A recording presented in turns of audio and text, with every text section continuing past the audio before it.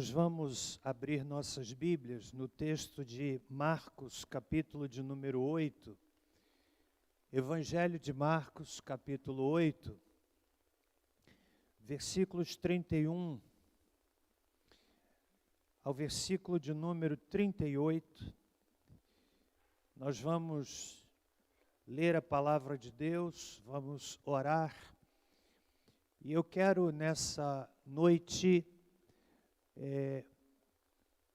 intitular a nossa reflexão da seguinte forma: seguir a Cristo, uma decisão no tempo que afeta a eternidade.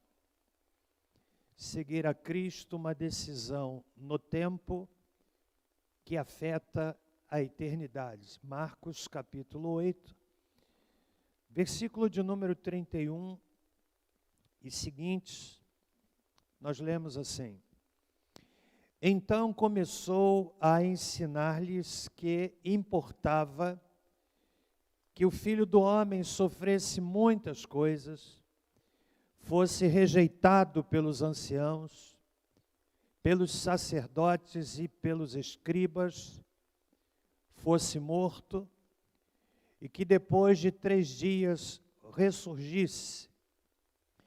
E dizia abertamente estas palavras. E Pedro, chamando-o à parte, começou a repreendê-lo.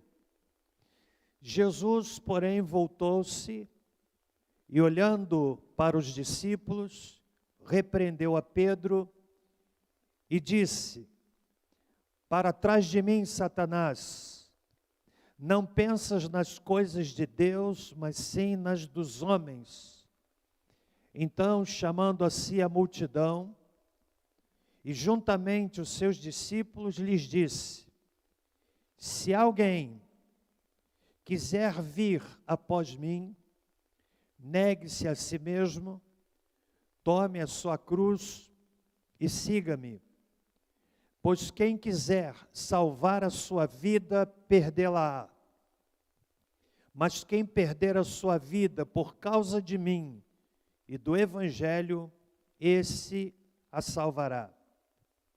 Que aproveitaria o homem ganhar o mundo todo e perder a sua alma? Ou que daria o homem em troca da sua alma?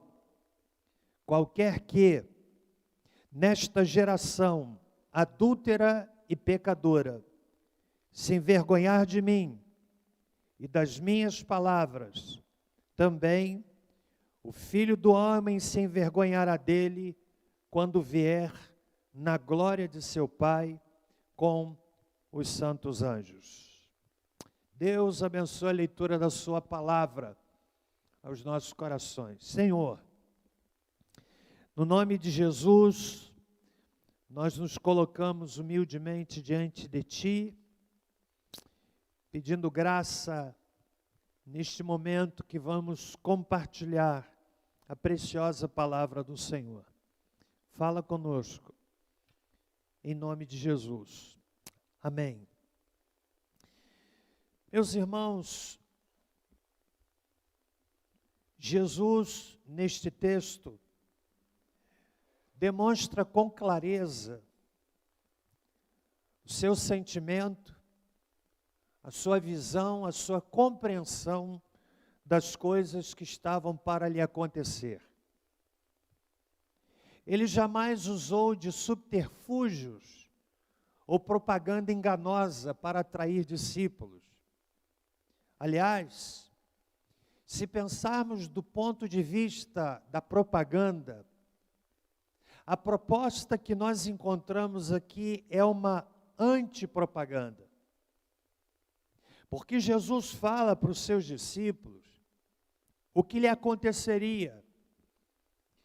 O Filho do Homem sofrerá muitas coisas, será rejeitado pelos anciãos, pelos principais sacerdotes e pelos escribas, será morto e depois de 3 dias ressurgirá.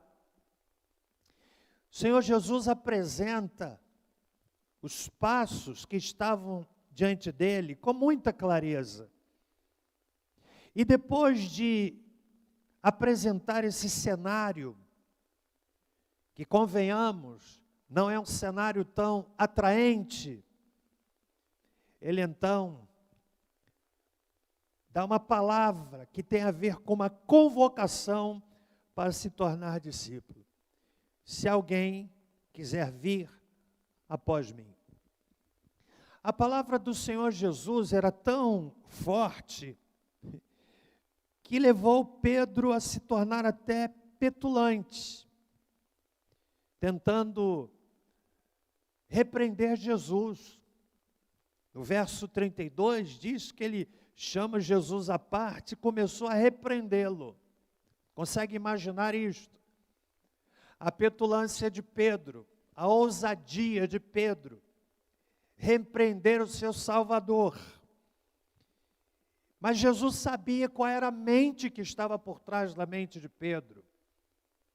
Sabia qual era a mentalidade que estava dominando a mentalidade de Pedro. E Jesus disse: para trás de mim, Satanás, não pensas nas coisas de Deus, mas sim nas dos homens. E então Jesus faz o convite para se tornar discípulo dele. Nessa noite, eu quero pedir a Deus que me dê graça para falar a você sobre as implicações de se tornar discípulo. De antemão, lhe digo que eu não vou aqui tecer qualquer tipo de comentário no sentido de que se tornar discípulo de Cristo traz muitas bênçãos. Eu não vou dizer para você que se tornar discípulo de Cristo as coisas irão de bem a melhor,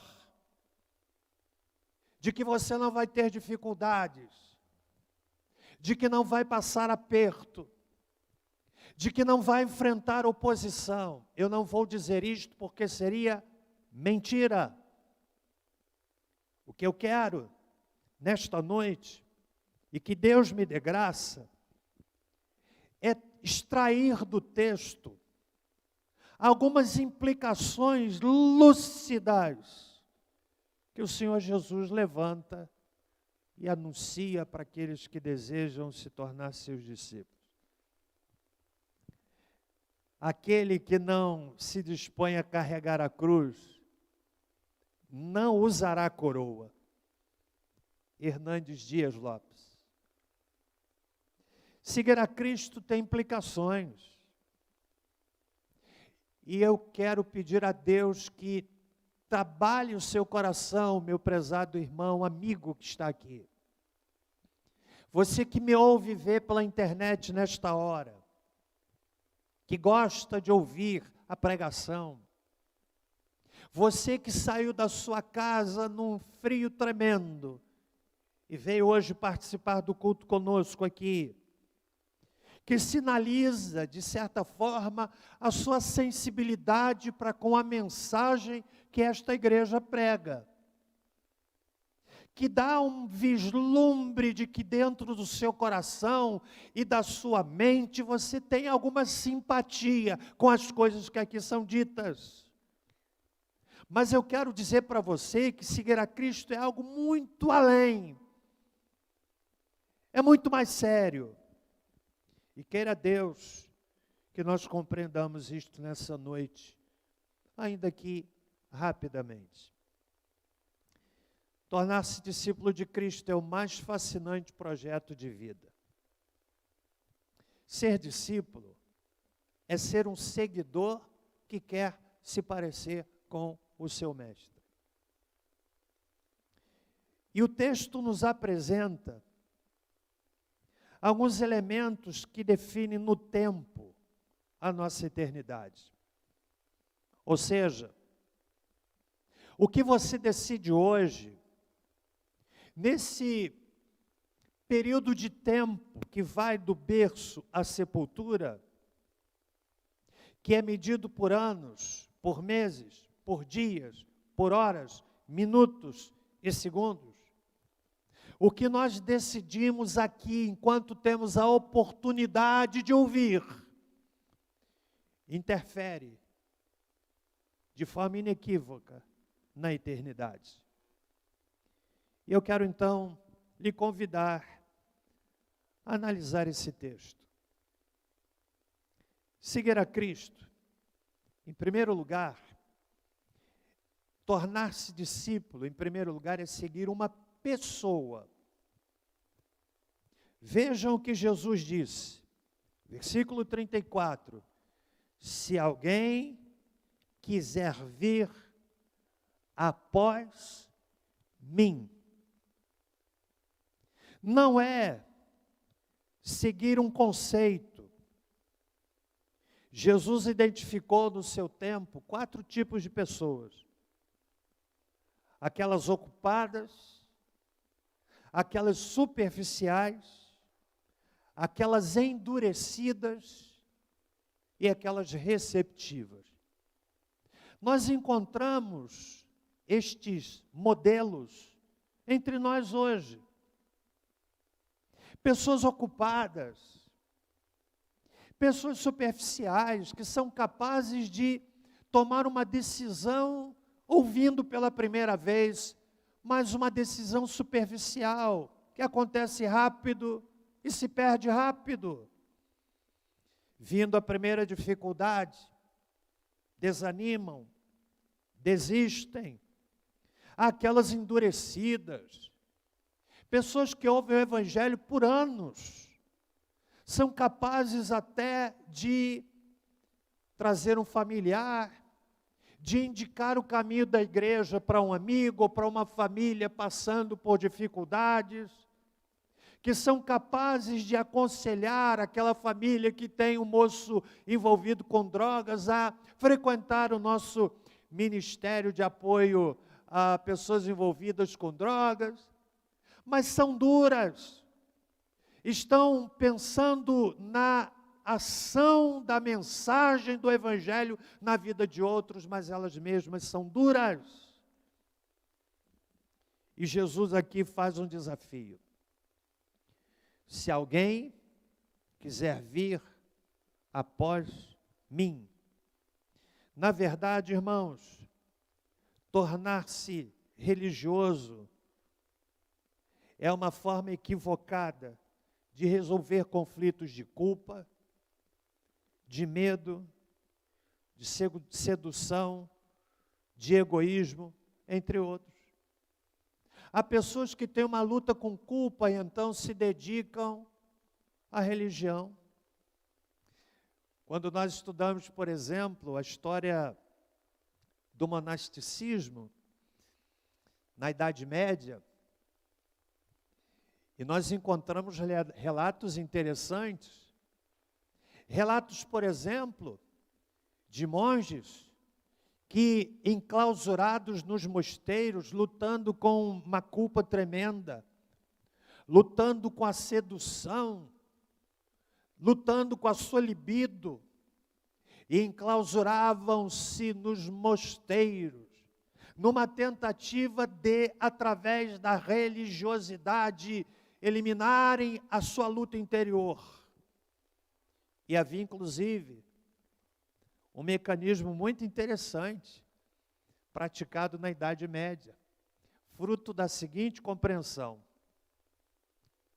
tudo que faz bem ao corpo, faz mal à alma.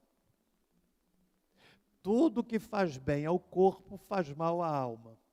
E tudo que faz mal ao corpo, faz bem à alma. Por causa desse raciocínio, dentro dos mosteiros, quando aqueles monges, deparando-se com as suas lutas interiores, então entendiam: eu estou numa luta, o meu corpo quer, mas isso não vai ser bom para mim, então eu preciso castigar o meu corpo.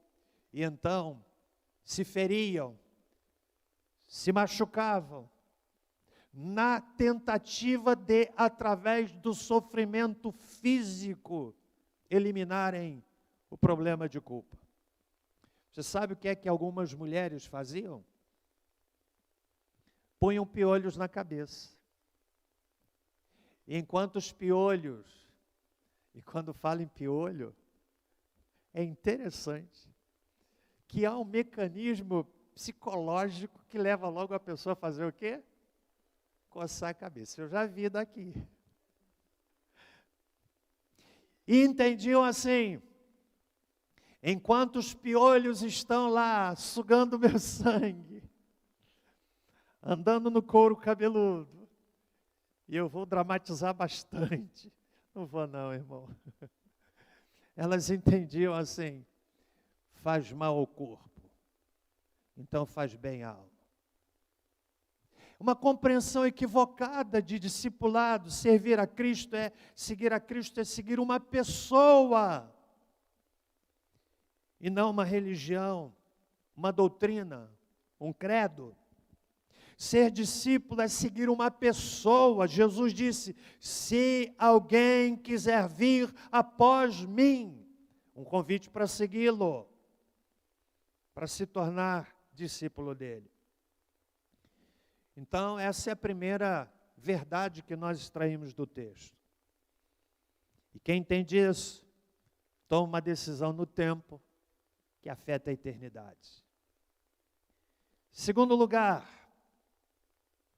seguir a Cristo, tornar-se discípulo, além de ser algo que tem a ver com uma pessoa, é uma decisão pessoal. Se alguém, é pessoal. Quem quiser, é pessoal. Não é uma convocação coletiva, é para todos, mas a resposta é individual. O chamado é para todos, mas a decisão é individual. Não se firme no fato de que o seu esposo decidiu e você não precisa decidir, ou vice-versa. É pessoal. É pessoal. Intransferível. Se alguém quiser vir após mim, uma pessoa, pessoal.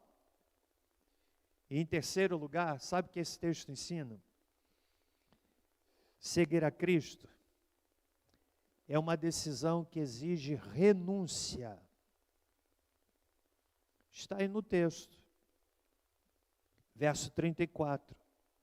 Negue-se a si mesmo. Quem não estiver disposto a negar a si mesmo, suas vontades contrárias à vontade de Jesus, não pode ser seu discípulo. Nós somos chamados para seguir a Cristo, mas de acordo com as regras estabelecidas por Ele. Não dá para seguir a Cristo desejando manter os nossos hábitos, o nosso padrão de vida vazia, a nossa mentalidade sem sentido. Não dá.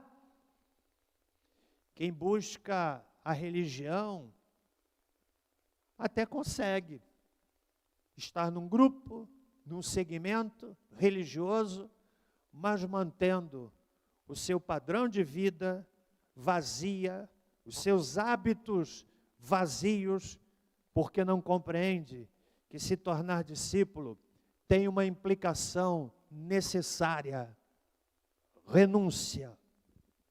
Renúncia. Renúncia tem a ver com arrependimento. Arrependimento, a palavra original que traduz arrependimento é mudança radical na maneira de pensar. A pessoa muda por fora porque mudou por dentro. Muda o seu comportamento exterior porque mudou a sua mentalidade interior. Quando a mente muda pela ação do Espírito Santo, mediante a pregação da palavra, a pessoa muda por fora. É uma mudança de comportamento.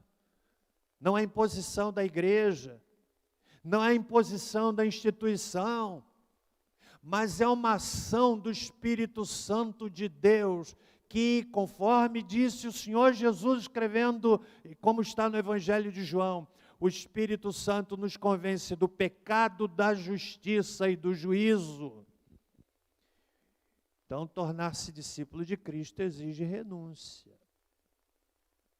Talvez uma das razões de nós encontrarmos hoje tantos crentes com uma vida duvidosa é porque não compreenderam o princípio da renúncia. Você está entendendo que Jesus aqui não está buscando iludir ninguém. Está sendo absolutamente claro, transparente. Olha, eu vou ser preso, vou morrer, vou sofrer, vou ressuscitar, e diante disso, agora, se alguém quiser me seguir, seria mais ou menos assim: eu vou para tal lugar e eu vou apanhar, vou ser ferido, vou ser martirizado. Será que tem alguém aqui que quer me seguir? Foi mais ou menos isso que Jesus quis dizer. Renúncia. Sem renúncia, não há como se tornar discípulo. Nós temos trabalhado aqui em nossa comunidade, na visão celular. Estamos agora aí com o treinamento de líderes de células, graças a Deus, pelo empenho dos irmãos e das irmãs, pelas células que estão funcionando virtualmente, algumas já presencialmente. Eu quero ver a igreja crescer. Claro. Quando chegamos aqui em 1978, uma igreja com um pouco mais de 50 pessoas, num prédio alugado, e muito trabalho, não só do pastor, mas da igreja toda. Da igreja toda. Eu me lembro que realizamos uma primeira cruzada evangelística. Naquela época se falava em cruzada evangelística no ginásio do Barra Tênis Clube. Acho que o Sérgio era um adolescente. Um grupo pequeno de pessoas. Como encher o ginásio do Barra Tênis Clube? Acho que nós conseguimos colocar talvez umas 2.000 pessoas ali. Que dedicação! De madrugada saímos pela cidade, afixando cartazes, falando da cruzada, no frio, no calor, andando pela cidade, orando. Uma igreja pequena, talvez não tivesse 150 membros, trabalhando. E naquele dia foi maravilhoso ver o ginásio do Barra Tênis Clube com uma multidão de pessoas. E Deus vem abençoando. Eu quero ver a igreja crescer. No meu coração arde a visão celular, porque eu entendo que o crescimento se dá através da igreja, indo onde as pessoas estão, e isso acontece através da célula. Quero ver a igreja crescer. Mas eu quero também dizer, irmãos, que o meu desejo é ver a igreja crescer dentro dos parâmetros estabelecidos pelo Senhor da igreja. E entre eles está renúncia. Renúncia. Quarto lugar, estão comigo até aqui? O que é que eu posso extrair ainda desse texto? São 6 verdades que eu quero extrair e vou para a quarta. Seguir a Cristo, decisão no tempo que afeta a eternidade, exige autonegação. Tomar a cruz, disse Jesus no versículo 34. A cruz era, ao tempo do Novo Testamento, uma das, ou talvez a mais vil forma de morte. Somente os párias, os mais desprezados, eram levados à morte de cruz. Era uma morte lenta, com muita dor. Há escritos relatando o processo de morte na cruz. A pessoa, por exemplo, tendo seu corpo preso por pregos pontiagudos que lhe vazavam a carne, lhe prendendo no madeiro, tendo todo o peso do corpo repousando e repousado sobre aquela parte presa ao madeiro.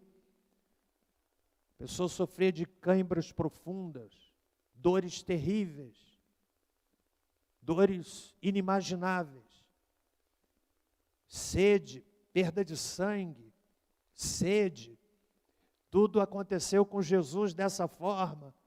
Além do sofrimento físico, o sofrimento psicológico. Era, na verdade, irmãos, um terrorismo psicológico. Imagine alguém pendurado no madeiro. As pessoas passavam e olhavam com nojo, com repulsa. Olhavam para aquele indivíduo que estava pendurado na cruz, sem qualquer expressão de compaixão, era de nojo, era de ódio. E Jesus enfrentou a cruz por nós. E Ele está dizendo aqui, você quer ser discípulo? Então, você precisa tomar a sua cruz. Ninguém é chamado a tomar a cruz de Cristo, você observou? Ele não está nos chamando para tomarmos a cruz dele, mas a nossa cruz. Sabe por quê? Porque a cruz dele é pesada demais para nós. Tomar a cruz, autonegação. Não pode ser diferente. Não pode ser diferente. Você que está me ouvindo aqui nessa noite, eu quero lhe dizer que o convite de Jesus é preciso, cirúrgico até. Ei, você quer seguir, quer se tornar um discípulo? É diferente de aderir a uma religião. Você quer, entenda, é seguir uma pessoa. Entenda que é pessoal. Entenda que exige renúncia. E na medida em que nós nos aproximamos de Cristo e vamos compreendendo a palavra de Deus, o Espírito Santo vai rasgando a nossa mente e começamos a compreender qual é o padrão estabelecido por Ele. E é neste padrão que nós precisamos firmar a nossa decisão. Não dá para ser diferente. A porta continua sendo estreita. Jesus disse em Mateus capítulo 7, espaçosa é a porta e largo o caminho que conduz à perdição, e muitos são os que entram por ela. Mas estreita é a porta e apertado o caminho que conduz à vida. Você sabe por quê? Porque a porta não pode ser alargada para que eu entre do jeito que eu sou. Eu preciso me enquadrar no padrão estabelecido pelo Senhor da igreja. E tomar a cruz é a autonegação. Quinto e penúltimo lugar. Me compreendem? Amém? Seguir a Cristo é uma decisão no tempo que afeta a eternidade, mas é também uma decisão paradoxal. Versículo de número 35, o Senhor Jesus diz assim: quem quiser salvar a sua vida, perdê-la-á, mas quem perder a sua vida por causa de mim e do Evangelho, esse a salvará. E ele faz uma pergunta seríssima: que aproveita o homem ganhar o mundo inteiro e perder a sua alma? Você sabe qual é o maior bem que nós temos? Família é um bem preciosíssimo. Filhos, sem dúvida alguma. Netos, então, você nem imagina. É bom demais. Mas você sabe qual é o maior bem que você e eu temos? É a nossa alma. O corpo, quando morremos, em poucos minutos começa um processo de decomposição. Tem de ser sepultado. Não dá para ficar a céu aberto. Se desfaz, apodrece. Mas há algo em você e em mim que não pode ser consumido pelos vermes. E Jesus está dizendo: que adianta ganhar o mundo inteiro e perder a sua alma?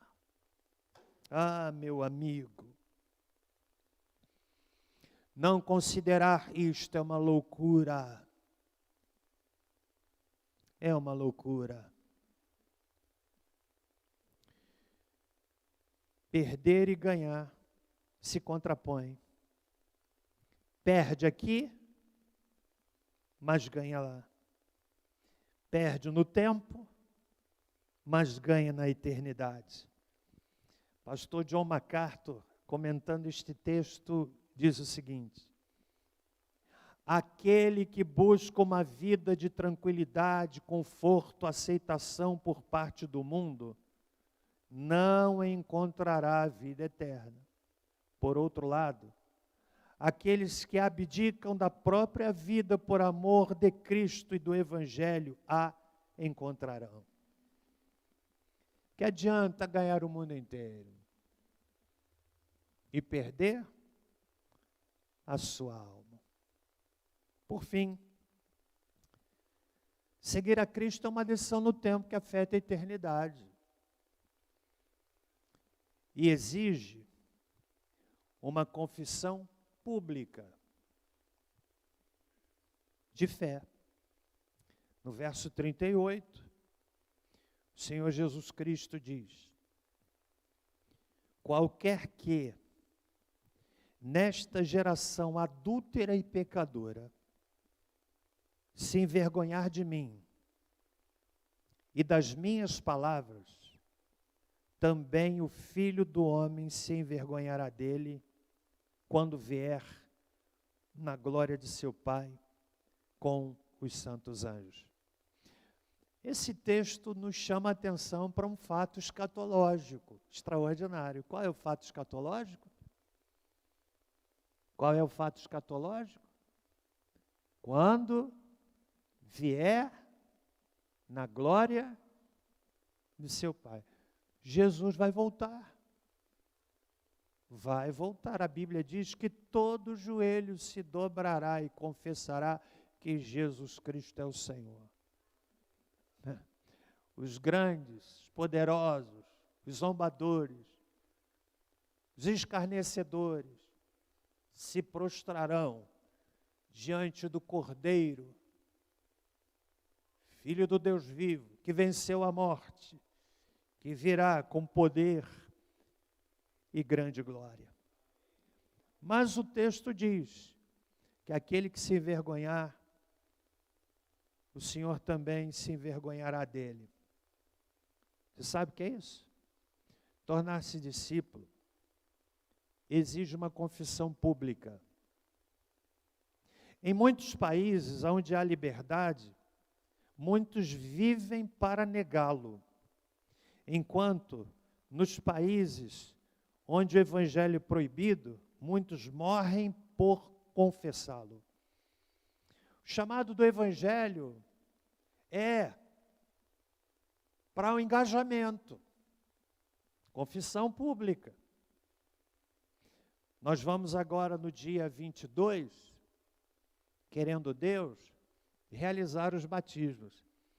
Aliás, eu recebi hoje à tarde um vídeo muito interessante, inspirador para os que vão se batizar lá na Rússia. E o camarada quebrando assim placas de gelo placas de gelo, quebrando mesmo, e abriu lá um buraco no gelo, aí entrou lá o irmão para ser batizado. Eu sei que era russo porque me parece que os caracteres eram russos. E ele então orando, e pegou aquela pessoa naquele buraco aberto, na placa de gelo, e mergulhou em nome do Pai, do Filho e do Espírito Santo. Animador demais. Não é? Você sabe por que a gente batiza? Porque o batismo é testemunho público. O batismo que nós fazemos aqui no nosso batistério, em obediência à ordem de Jesus, tem a ver com confessá-lo publicamente. Você sabe o que é que eu pergunto ali para os batizandos? Eu pergunto assim: fulano de tal, você crê que Jesus Cristo é o seu Salvador, o seu Senhor e Salvador? E a pessoa diz assim: sim, eu creio. Completamos. Diante dessa sua pública profissão de fé, nessa hora lhe batizo em nome do Pai, do Filho e do Espírito Santo. No texto de Mateus, capítulo 10, versos 32 e 33, olha o que é que o Senhor Jesus disse acerca da confissão pública. Vamos ler juntos?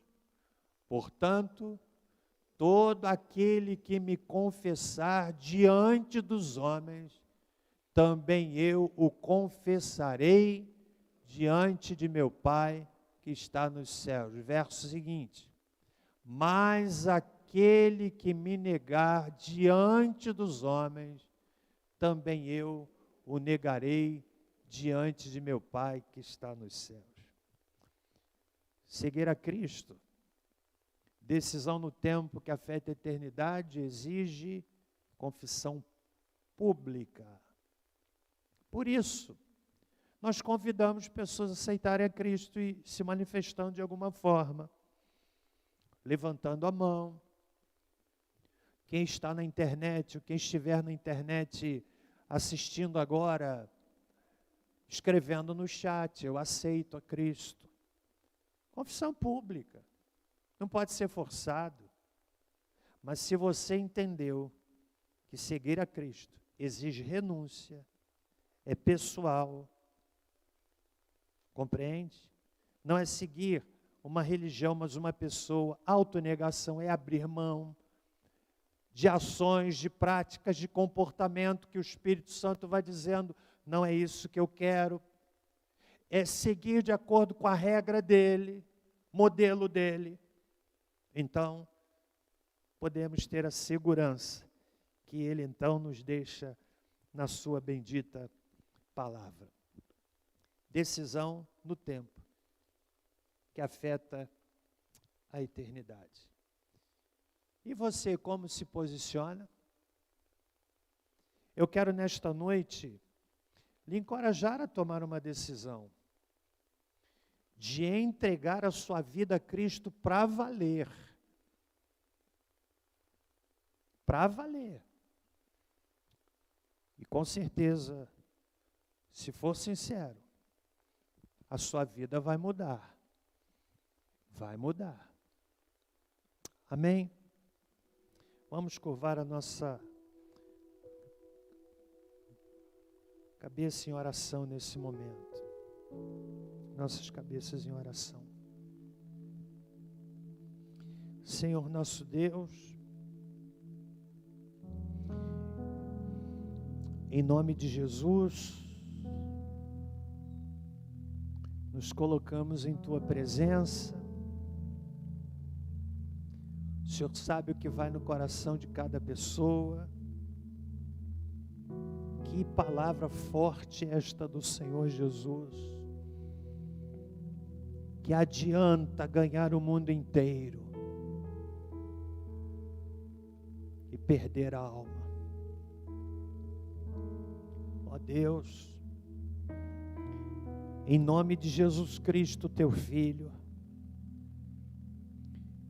eu quero pedir ao Senhor que quebrantamento em muitos corações. Cadeias sejam quebradas pelo poder do nome de Jesus. Quero pedir, Senhor, que nesta noite muitas pessoas possam tomar uma decisão no tempo que afeta a eternidade, entregando a vida a Cristo, aceitando-o como Senhor e Salvador pessoal. Toda a igreja orando, eu quero lhe convidar. Há alguém aqui nesta noite que quer dizer assim: pastor, eu quero hoje tomar a decisão de entregar a minha vida a Jesus. Quero aceitá-lo como meu Senhor e Salvador pessoal. Quero fazer isso de todo o meu coração. Alguém quer fazer essa decisão hoje? Aqui ou em casa? Se houver alguém aqui, levante uma de suas mãos, para que eu possa ver e orar por você. Se houver alguém neste auditório, você que me ouve em casa, se deseja entregar a sua vida a Cristo nessa hora, manifeste-se aí no chat, dizendo: eu aceito. Se puder dar o seu nome, nós vamos orar por você ainda no culto desta noite. Ainda no culto desta noite. Nós vamos cantar o louvor devidamente lá em cima, uma pessoa. Alguém mais?